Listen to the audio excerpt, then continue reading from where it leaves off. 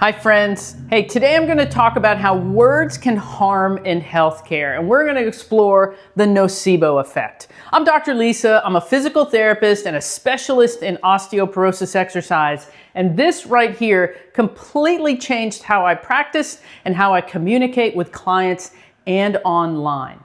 Now, you may be familiar with the placebo effect, which is a positive outcome based on a perceived positive expectation. Such as, if someone I know has a headache and all I have are green M&Ms, I'm going to tell them, hey, this little green pill is the best thing for headaches I know. And they take it and their headache goes away, because that was their perceived expectation, even though there was no actual effect. Well, the nocebo effect is the opposite of that. It's a negative effect based on a perceived negative expectation. And there's a lot of sources on where that can happen. But the thing to know is this is a powerful neurobiological response. It happens even without your awareness. And the nocebo effect is even stronger than the placebo effect. That negative association is stronger in our brain, part of a self-protection that we have there.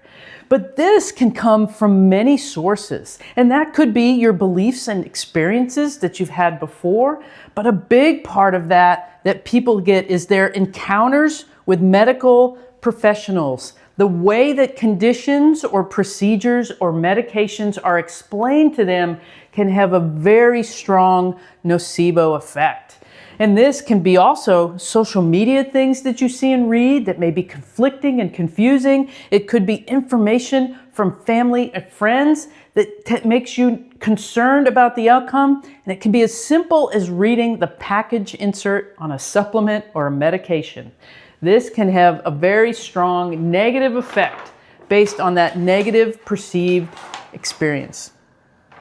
This is why I'm very, very careful in how I choose my words.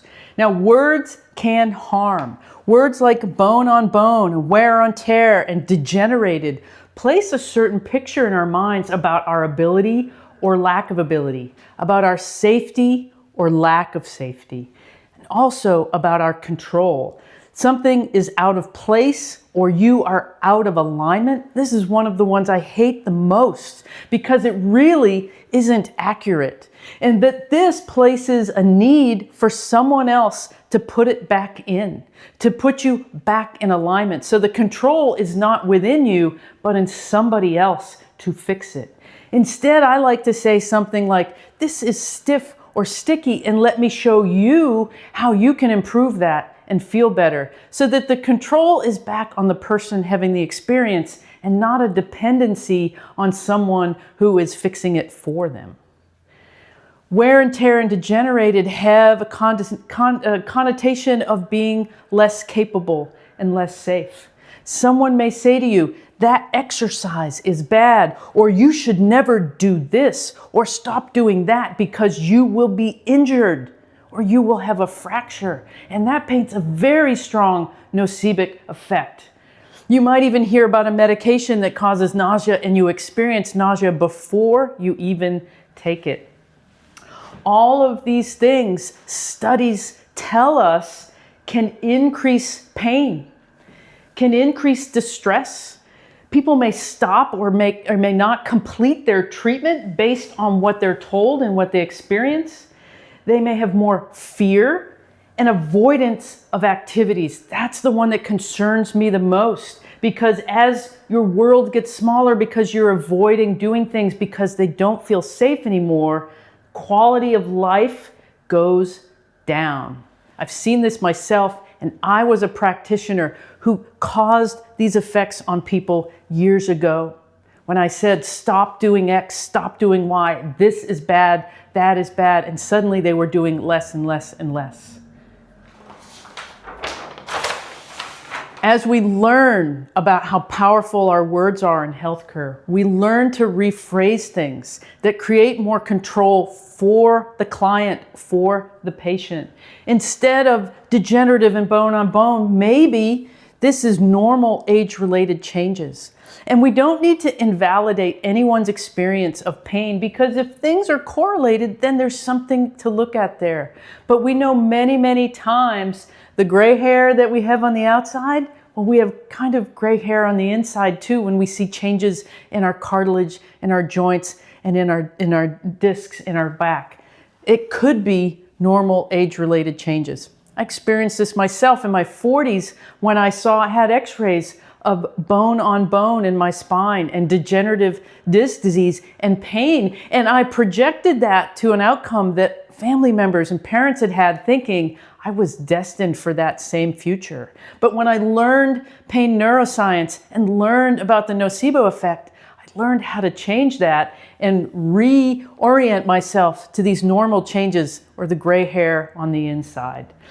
I like to talk in terms of better strategies for people, especially in the osteoporosis space, because there is so much fear of what to not do, and it becomes overwhelming, so people don't do anything at all. So instead of saying never do this or never do that, I like to talk about this is a better strategy for lifting, and this is a better strategy for bending or raking or whatever it is. So you get to choose the strategy that works best for you, because every single one of you are unique in what you need and what you can and cannot do.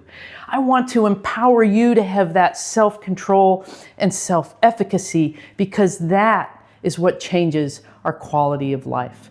So nocebo is the negative result from a negative perceived expectation, and how we communicate in healthcare says a lot about that experience. And that's why, if you listen to me and you follow me, you may see me be very careful about how I choose words, about what is bad or wrong, but really frame it as better strategies or things that may be more vulnerable, and we want to move smarter, not harder. The last thing I ever want to do is feed the fears. Hey, if this was helpful, if you learned something today, would you please leave me a comment down below and let me know if you have experienced this phenomenon of nocebo, and if some language that you heard anywhere in the medical system might have had a similar effect on you. I would love to hear about it, so leave me a comment down below. And thank you for watching.